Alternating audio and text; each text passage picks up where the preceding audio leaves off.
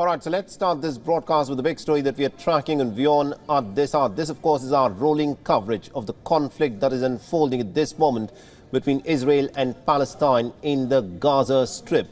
Now, Israel has been carrying out a relentless campaign of repeated air raids and airstrikes into the Gaza Strip. This is the fifth straight day of fighting ever since the conflict broke out. Once the Hamas fighters had carried out an incursion into the Israeli territory and inflicted heavy damage there.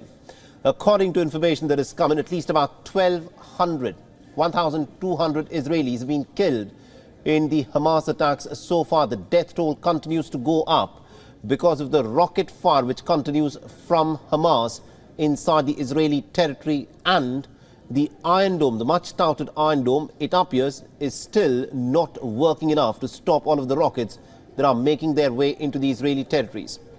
And on the Palestinian side, in the relentless campaign of air bombings, which the state of Israel has carried out, 950 Palestinians, innocent civilians, have been killed in Gaza. We're not even counting the number of Hamas fighters who have been killed, which is said to be about 1,500 Hamas fighters who carried out the incursion inside the territory of Israel. So if the total death toll is to be taken into consideration, the death toll has now risen to over 4,000.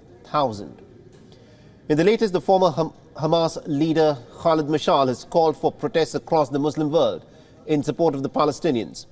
Now, Khalid Mashal has called on the neighboring nations of Jordan, Syria, Lebanon and Egypt to join the fight against Israel. The call from the former Hamas leader has come shortly after Israeli Defense Minister Yoav Gallant declared that a full-blown ground offensive of Gaza is in the offing. He said that Israel started the offensive from the air, which will be followed by a ground assault.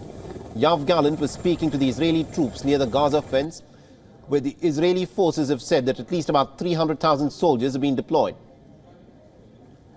The Israeli forces have founded the Islamic University of Gaza, the flagship university, a center for learning, and this has been bombed out by the Israelis as a part of their military airstrikes.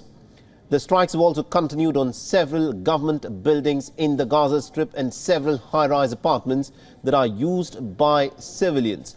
At this moment, large parts of Gaza look as if they've been struck by an earthquake, because that has been the intensity of the bombings that has been carried out, where bombs that measure over 2,000 pounds in their weight are being dropped in densely populated civilian areas, resulting in massive casualties.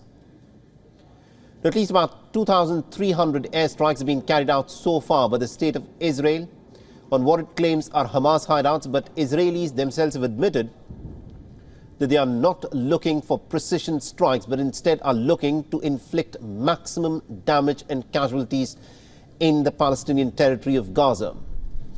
And since this morning, in the last few hours, an estimated 30 Palestinian innocent civilians are reported to have been killed in the Israeli strikes. And these are visuals that you're looking at of the desperate Palestinians who are trying to flee away from the areas of violence. They're trying to head over to the Rafah crossing, the only exit point from the Palestinian enclave of Gaza. But even the Rafah crossing since this morning has been repeatedly bombed by the state of Israel. Hamas has confirmed the death of some of its top commanders in the Israeli bombardments, but the militant group has said that nonetheless it will begin executing Israeli hostages if Israel continues to bomb the Gaza Strip, the civilian parts of the Gaza Strip, without adequate enough warning.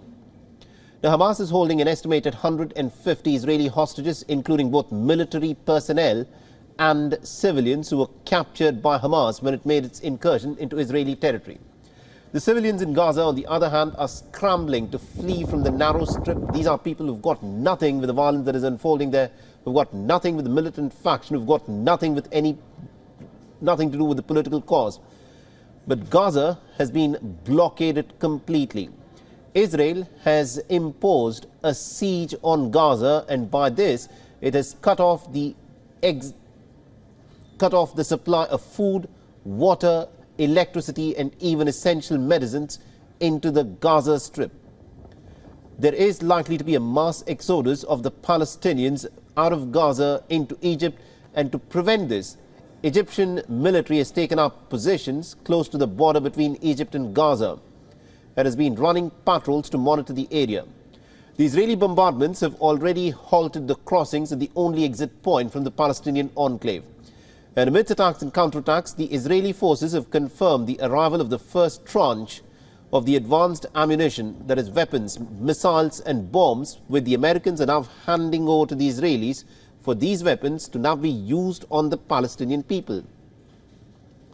Now, the American aid arrived into the state of Israel as President Joe Biden has called the attacks by Hamas as an act of sheer evil. But the American president is not characterized and has not said anything about what he thinks the Israeli acts of carrying out relentless air raids on a civilian population of 2.3 million are.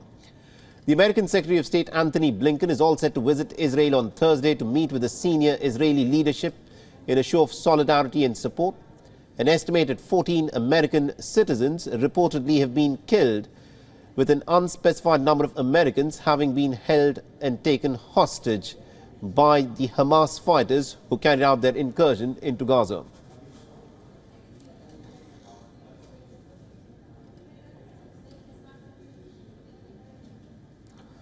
And WION's correspondent based out of Israel has been sending us constant reports of what the situation is like at this moment in the state of Israel. She sent us this report from a bomb shelter in Ra'anana. Take a look. So this is another community bomb shelter, and it's right next to a nursery school. There's a playground here, little playground.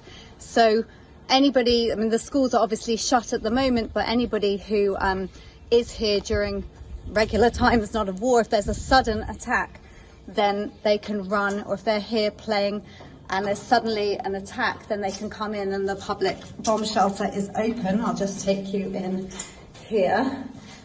So there's seems to be one toilet here, fire extinguisher, and there's some stairs to go downstairs to make it safer to be underground. Okay, so this is an escape route to get out if you need to from another way.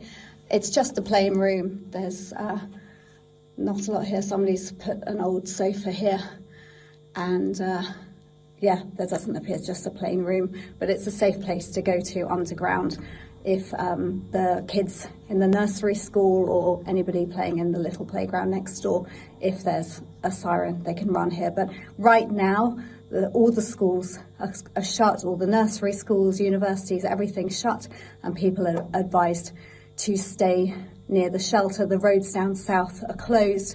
We're hearing of further infiltration attempts in the south and in the north as well.